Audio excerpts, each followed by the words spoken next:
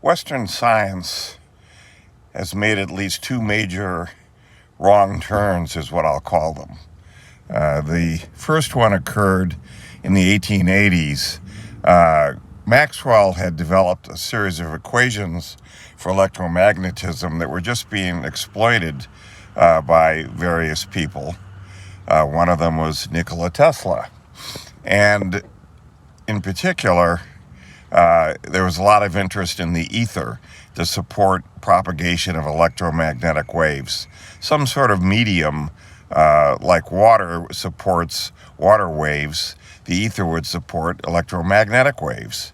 And in fact, all of the machinery was there if Maxwell's equations had been augmented with the equations for fluid mechanics, and you start with the simplest possible model, a perfect incompressible fluid. Perfect meaning it has no friction between the little ether modules.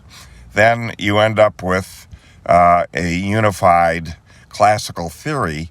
The strong force, the weak force, and electromagnetism all are one force, and gravity shows up simply as variations in the density of the ether. But this was missed in the 1880s. Michelson-Morley carried out an experiment that showed the ether had no preferred direction. There was no wind. That's great, but that doesn't mean there isn't an ether. Or today, as we call it, a quantum foam. The second fork that was missed was in the 1970s. At this point, a huge amount of work had been done on the strong and the weak force, and some incredible experiments leading all of the physicists to thinking that the grand unified theory of everything was at hand. Here we are 50 years later, and there is no such theory.